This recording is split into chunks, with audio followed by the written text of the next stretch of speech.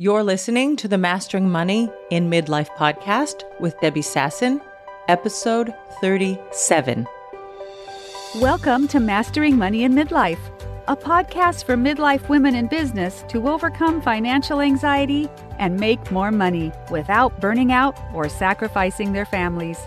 Join certified life and money coach Debbie Sasson as she shares practical business strategies and mindset shifts that help you dissolve the money blocks that keep you stuck in a cycle of under-earning and under-saving, sabotage the growth of your business, and prevent you from building the wealth that you desire. Hello, my friends, and welcome back to the podcast. I'm going to open with a funny, real-life story. Yesterday was Tuesday. Today is Wednesday. If you've been with me for a few weeks now, you might remember that I made a commitment to myself to record my podcast on Tuesday mornings. I have to give it to my podcast producers by the end of the workday on Tuesday. That's our agreement. And then they do whatever they do behind the scenes. They do an amazing job. Shout out to Digital Freedom Productions.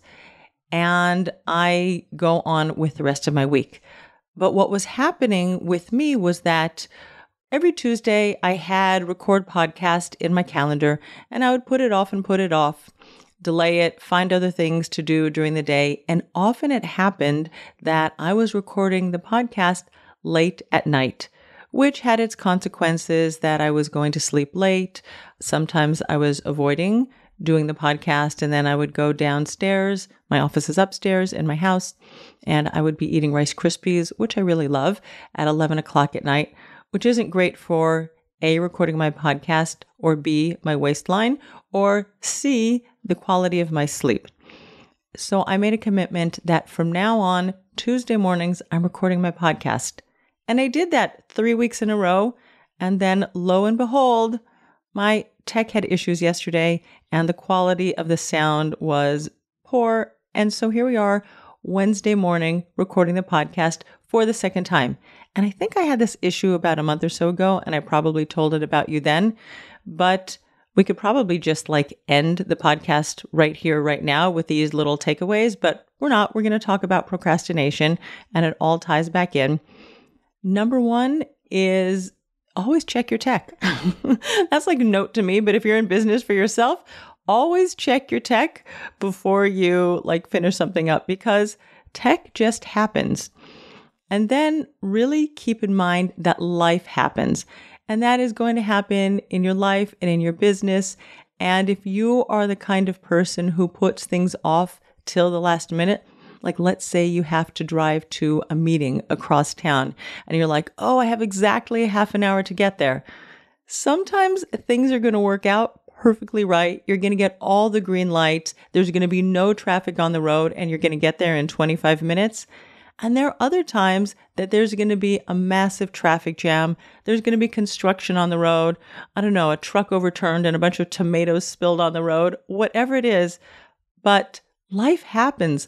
Leave yourself some wiggle room. And that, in fact, reminds me of a client that I was meeting with recently. And she said that in the last couple of years, the National Insurance Institute here in Israel reassessed the amount of money that she owed. National insurance is like Social Security. And she owed back payments for her business. And she didn't have money in an emergency fund to pay for her back payments. And whether it's time, whether it's tech, whether it's money, life always happens. Make sure you have an emergency fund. I like to call it a financial freedom fund. When it comes to other things in life, let's just call it a wiggle room fund of time, money, whatever it is, because sometimes things are silky smooth and go just the way you wanted them to go in your wildest dreams. And sometimes the other thing happens. There's a Yiddish expression, man plans and God laughs. I think he was having a lot of laughter yesterday when I got my podcast recording in on time and I was feeling so chuffed with myself. And he's like, haha, the joke's on you. Anyway, let's talk about procrastination because I am really the person who always thought of myself as a procrastinator, do it the last minute. I was the person who submitted her term papers in school at the last minute. I was great pulling all-nighters. In fact, my first all-nighter, I had a teacher named Miss Ross, and she gave us an assignment to take the word anti-disestablishmentarianism and see how many words we could create from that longer word.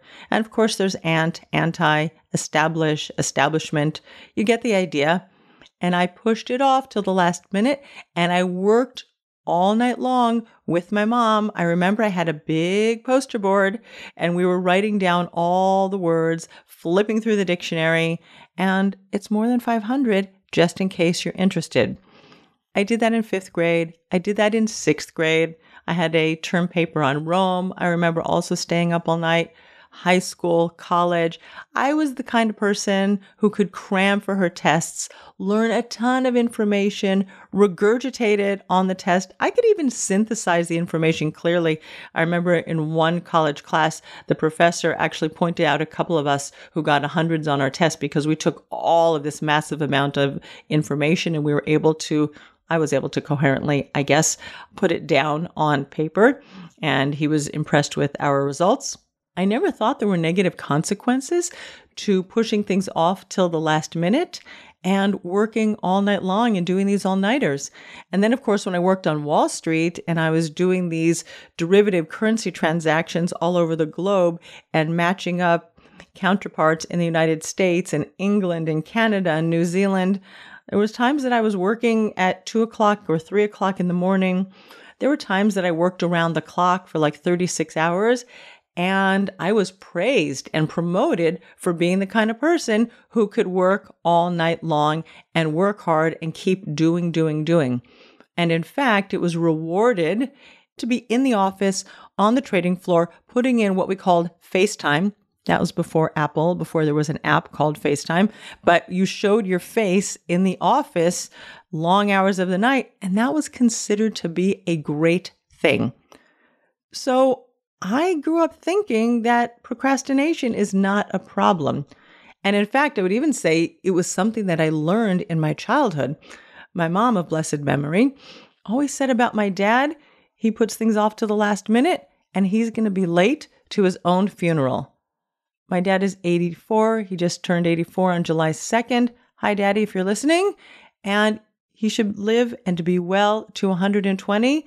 And please God, my dad should be late to his own funeral, especially because he's in Los Angeles and I'm in Israel, and it's going to take me a while to get there. So anyway, that's beside the point, but let's go on and talk about procrastination, what it is, and why it happens. Let's start by defining procrastination. Wikipedia has a great definition. Procrastination is the action of unnecessarily and voluntarily delaying or postponing something despite knowing that there will be negative consequences for doing so.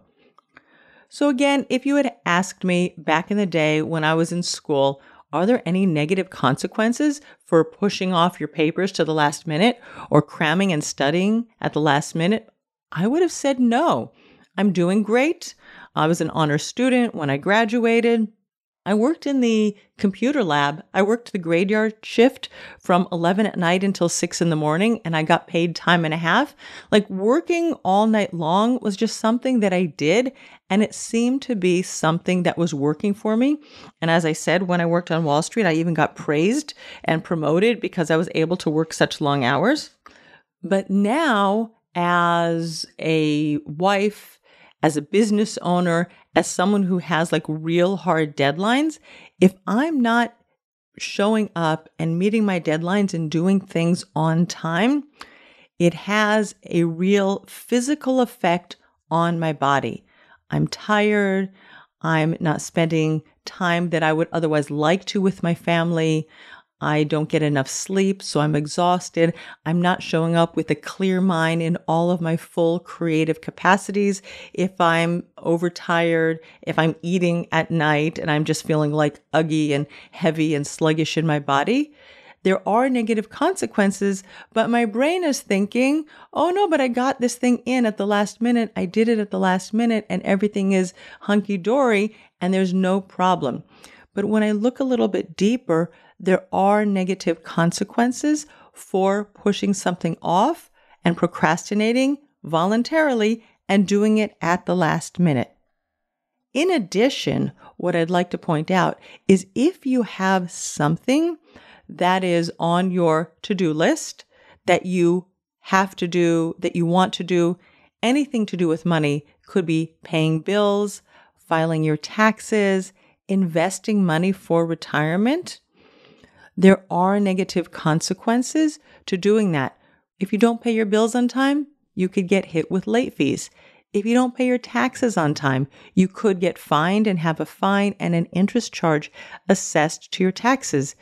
If you put off investing money for your future self, you lose so much time that your money can be in the markets, earning and growing and earning compound interest on compound interest and taking care of your future self. Right? The later you start, the less money you're going to have for the future. But so many people are afraid of the markets. They're scared, especially here we are in July 2022, and the stock markets have declined over 20% this year.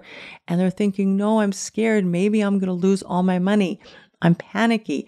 I can't do it. Maybe this is just like Russian roulette or the emperor without clothes, and I can't invest money because maybe I'm not going to have anything at the end.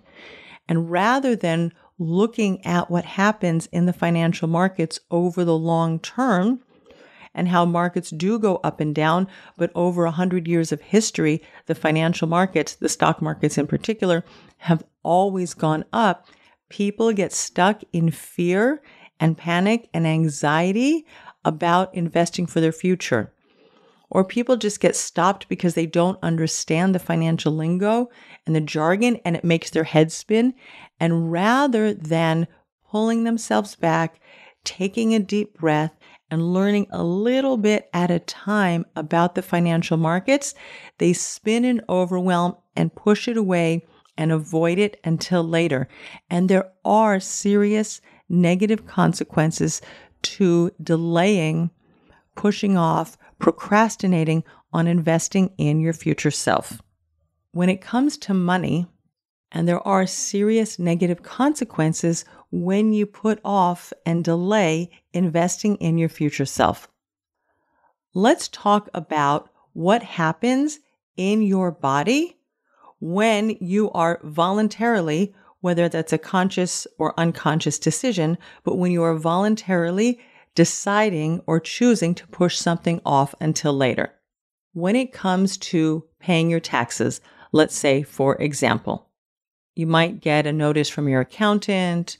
It could be by email, it could be by telephone, or maybe you just have it in your calendar that you have to collect all of your information and send it off to the accountant so your accountant can compile all of your reports and prepare your documents to submit to the tax authorities. And you're thinking in your mind, I can do that tomorrow.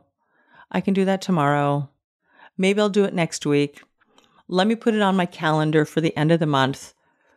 You're making that decision because there is a feeling that you're feeling in your body, a feeling of discomfort, a feeling of stress or anxiety. And our primitive brain is wired to avoid pain. And that uncomfortable feeling that is in your body is what we would call a pain. It's a negative emotion. And rather than managing that and understanding it and processing and allowing it to be there, we push it off, we delay it till later, we avoid it because our brain is also wired to seek pleasure. So instead of collecting the information to submit to the accountant, we'll say, you know what? It's July, it's sunny. Let me go to the beach. It's a beautiful afternoon for the beach. The waves are great. I haven't been outside in nature for a long time. Let me go do something pleasurable. And our brains also like to be lazy and efficient just in case we need to gather up all of our energy and run away from a wild animal that's going to attack us. because this is our primitive mind, our lizard brain, and this is how we are wired. But the truth is, if you know in your mind that there is this project waiting for you, pay bills, submit documents to the accountant, invest for your future self, and it's feeling uncomfortable in your body, when you go to the beach for the afternoon, you might have some momentary pleasure, but that discomfort that you're feeling is still there. Maybe it's dread, maybe it's frustration. It hasn't left your body. You've just clicked off your mind for a short period of time, and whatever uncomfortable feeling you are experiencing ahead of doing the thing, you're dragging that with you. It's living inside of you on an unconscious level, and it's sucking energy that you could be using for other things because you are taking energetic capacity and you're suppressing the emotion. Like, go back to the beach and just imagine taking a beach ball and trying to hold it under the water. It takes energy to keep that beach ball down because that beach ball wants to bounce up. And when you're suppressing the negative emotions in your body, you're also using energy. What happens if you have like an April 15th deadline for submitting your taxes is all of a sudden, like it could be January or February or March, but all of a sudden on April 1st, you're thinking, oh my gosh, I'm going to miss the deadline, and then I'm going to be assessed fines and maybe interest charges for not submitting my taxes on time. I better quickly gather up all of my information and submit it to the accountant. All of a sudden, the fear of missing the deadline or the dread or the worry about getting assessed with charges for not submitting on time is now greater than the dread that you felt before or the overwhelm that you were feeling in January and February about compiling all of your documents and submitting them to the accountant. It's not like that fear and that dread and that frustration ever went away. It's just that what happens is there's a new fear that is greater than the old fear, and now you are answering to the new fear because you don't want to be hit with fines and interest charges for not submitting your taxes on time. Or for example, if you know that you have to pay your electricity bill at the end of the month, and it's the 20th and the 21st and 22nd, and all of a sudden, and you've been pushing it off, like the bill came in the mail, snail mail, email, whatever, and you've been pushing it off for 8 days, and all of a sudden on the 20th of the month, you're like, oh my gosh, I'm about to miss the deadline. I better pay today. The fear or the discomfort that you were feeling, maybe it's scarcity or lack about paying your electricity bill 8 days early, it never left you. It's been sitting in your body, and it's been like ticking away in your brain. Got to pay the electricity bill, got to pay the electricity bill, got to do that, got to take care of it. And it's been sucking energy away from you until all of a sudden it's the 28th of the month and you're like, yeah, I better pay it today. Otherwise, I'm going to miss the deadline and the electricity company is going to give me late charges. And sometimes, you know what? You actually do miss the end of the month and you remember on the 2nd, and then you do get hit with late fees for paying your electricity bill late. So wouldn't it be fantastic if the day that you actually receive the bill, you paid it, then you don't have to think about it. It's just out of your mind. It's out of your energy body, and you get to go on and do your things because you know what? At the end of the day, you're going to pay your bills. At the end of the day, you're going to file your taxes. So if you do the thing earlier rather than later, you don't have to experience the negative emotion in your body for that period of time that you are spending avoiding the thing that you ostensibly want to do. Let's talk about another reason why you might be procrastinating with your money things, like your bill paying, like paying your taxes, like invoicing your clients, raising your prices. All of these are money events in your life, and you might be pushing them off or avoiding them. Sometimes we delay things because there is a connection with our family of origin money story. Let me give you a couple of examples from clients I've worked with in the past, and I'm going to call them Greg, and Karen. I worked with Greg last year. Greg's story is that he grew up in a home with a mom who had grown up with a lot of scarcity and lack in her family. There really wasn't a lot of money, and Greg's mom was very stressed and anxious about money. She was always talking about it. There was never enough. His father worked really hard, but as Greg remembers, seemingly could never satisfy her desires and her needs for money. And this often happens if you grow up in a home with lack, is that you will have this need for more and more and more. It's not unusual, but people want to move 180 degrees away from the situation in which they grew up. And Greg's dad tried really hard.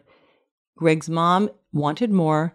She got herself a job and she worked really, really hard. But there was always this tension and stress around money. And Greg remembers his mom fighting with people about money, always fearing that she was going to get ripped off, that she was going to be the sucker in a deal. And as he grew up, he decided in his mind that he didn't want to be anything like his mom. In fact, his story became that he felt money was dirty and impure, and he wanted to become a money monk. Those were the words he used with me. He said, if I could just not have to deal with money, life would be so much easier. And that's what ended up happening to Greg. He thought life would be easier without dealing with money. And by the time we met, it had been 5 years since he had been in touch with his accountant and filed taxes. And then what happened was his personal shame for not being in touch with his accountant started to grow and grow and grow. And he was worried that his accountant was going to judge him. He needed to go to his financial advisor and get statements for the previous 5 years for the returns on his investment portfolio. He didn't know what those statements were called. They're called 1099s, in case you want to know. That's for a United States investment account. But he didn't have the emotional capacity to pick up his phone and call his financial advisor. There was so much fear that his advisor was going to judge him or criticize him for not being in touch for 5 years that Greg completely shut down. And this became a vicious cycle. Every year, the accountant would send him the reminder, file your taxes. And every year he would push it off and delay it. And so the shame grew and it grew and it grew. And Greg was in a full-blown stress response when it came to money because he had made a decision somewhere in his mind, probably as a young child, who was watching and observing how his mom was dealing with money. And he made that decision that he didn't want to live like her, always being stressed by money and being worried that she was going to get ripped off and racing after more money. And then that actually became Greg's story, is that he became stressed and he became anxious and he became full of shame and guilt for avoiding money. He was overworking in his business. He was getting up early to meet with clients at 7 a.m. He was meeting with them at 8 and 9 o'clock at night. He wasn't spending quality time with his family.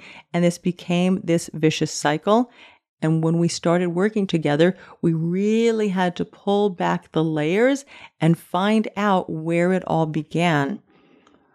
And that's something that I offer you that you can do, is whatever money story you're living right now. And if you do have intense negative emotions about money that are coursing through your nervous system, it could very much be related to a money story that's not yours. It could be related to your mom. It could be related to your dad.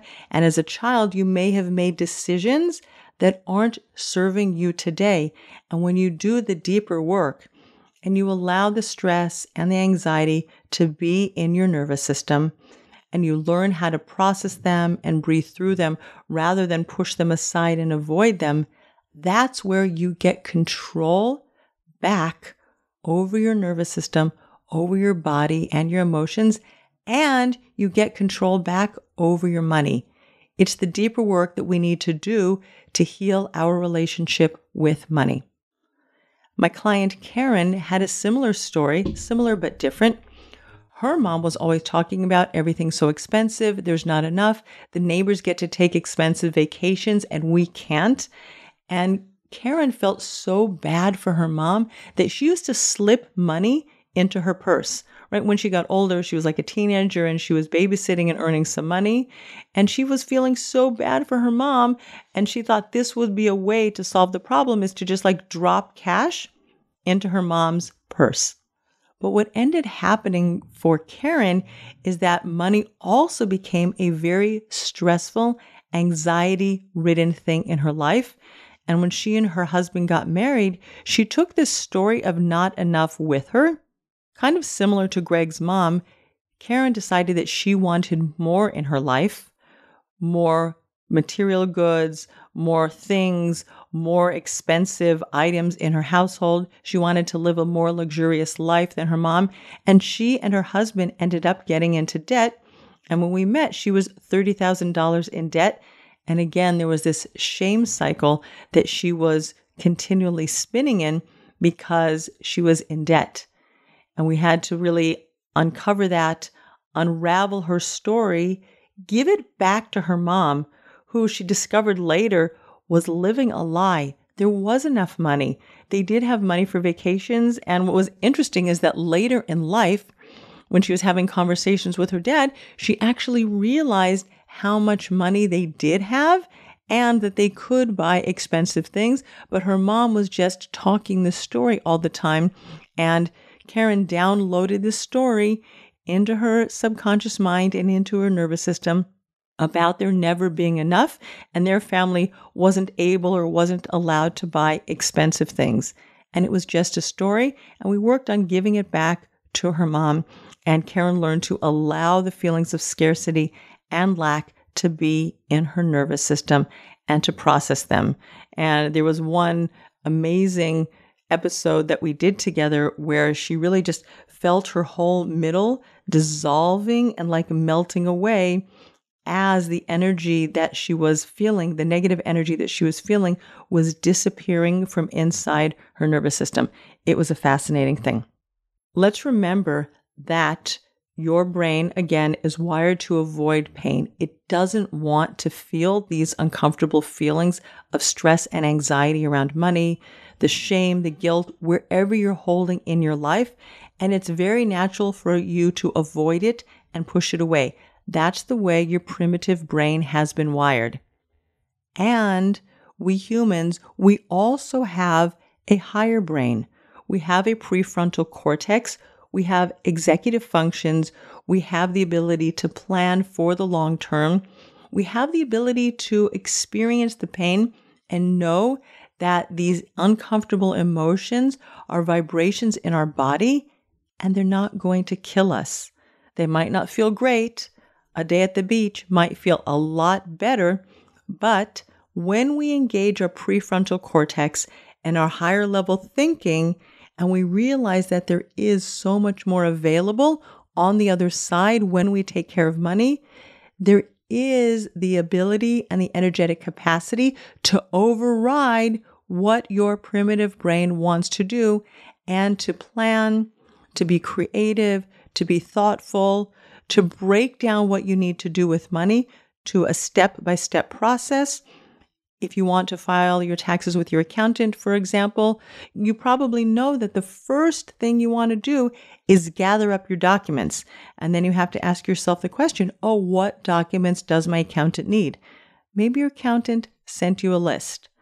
Maybe he didn't send you a list, and you can ask your accountant for the list. But it's probably going to be your income. If you have expenses in your business or in your home, you might need to send some expenses. If you have some investments, it's going to be investment reports. There is a step-by-step process that you can follow in order to compile all of the necessary documents and submit them to your accountant. And then the accountant does their work and they submit it back to you. You sign, you pay some money. If you owe taxes, you receive money if you don't owe taxes, and then you can carry on with your life. Similar with investments, there is a step-by-step process. First, you might want to learn some financial jargon. You can go online, you can read. There are so many different blogs. There's Investopedia, where you can start learning some financial information about investing. You can get my book, The 1K Investor, Simple Smart Steps to Start Investing with $1,000 or Less. It's available on Amazon or my website, debbiesasson.com/book. And you can start learning in little bits and pieces. And when you do it a little bit at a time, it's way less overwhelming and you learn in a step-by-step fashion. Let's talk about raising prices, because that's something that many business owners avoid because they're afraid of rejection. They're afraid of their clients saying, "How dare you? Who do you think you are?" They're afraid of clients quitting on them. But if you know that it's time for you to raise your prices, maybe you're just booked to capacity and you have a wait list. Maybe you've been doing what you've been doing for like a year or two and you have more experience and your clients get results faster.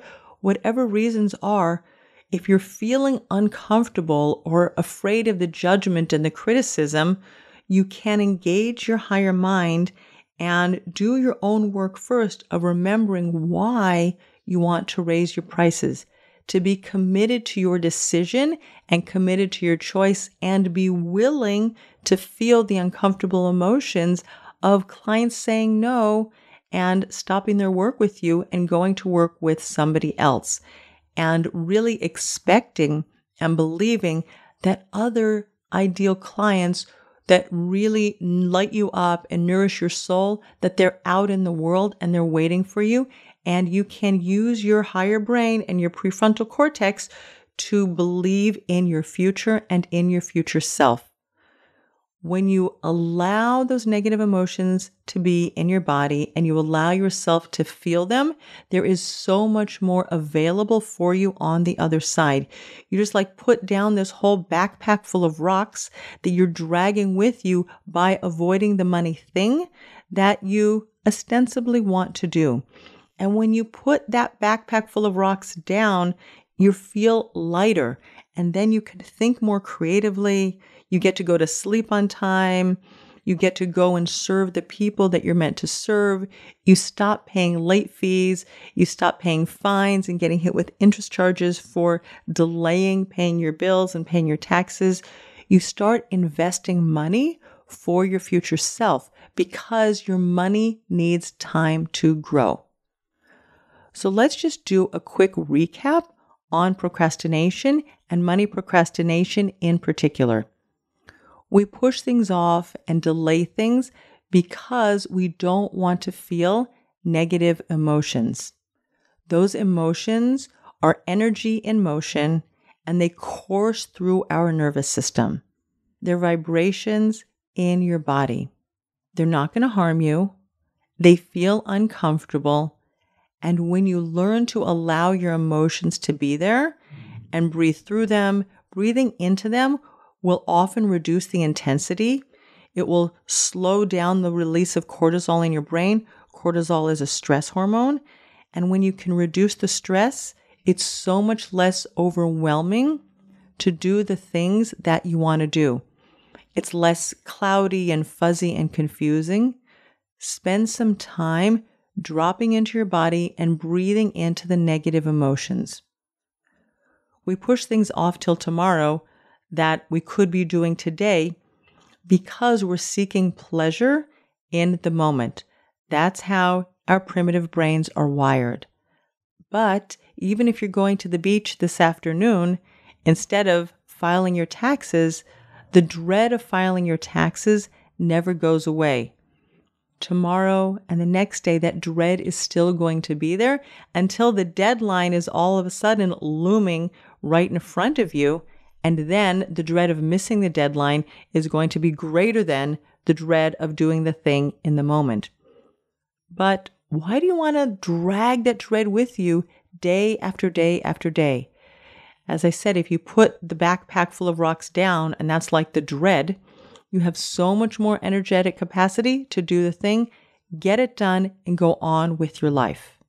And number 3, oftentimes the reason that we put things off is because of a family of origin story around money. It can be a simple story of procrastination like I had, like my dad was always pushing things off till the last minute, always is, even today, doesn't enjoy doing his finances, and he gets them done. Sometimes he gets them done in the middle of the night, and I thought, like, that's just the way it is. My dad's a procrastinator, I'm a procrastinator, and that's my story of life. When it comes to money in particular, very often our parents had a story around money, scarcity, lack, shame, guilt, really making us as kids feel anxious about money, or that we did something wrong with money, or they did something wrong, or always being worried about getting ripped off, which was Greg's mom's story, or believing that there wasn't enough money to have expensive things. That was Karen's mom's story. And we download that into our subconscious mind and into our nervous system because we're just little kids and we don't have filters and we don't know better. And we take that story with us into our adulthood and we continue to live somebody else's story. The beautiful thing is that you can let their story go.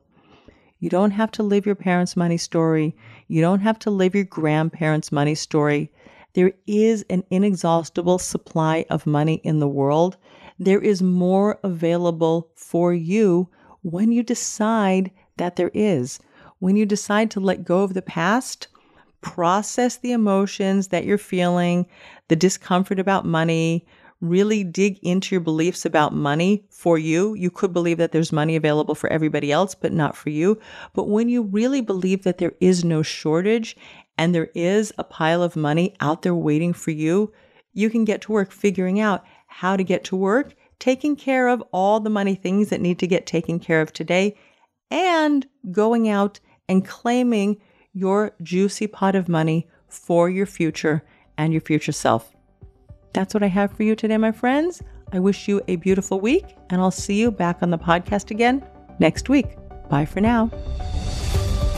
Thanks for listening to Mastering Money in Midlife. If you want more information on Debbie Sasson or the resources from the podcast, visit masteringmoneyinmidlife.com.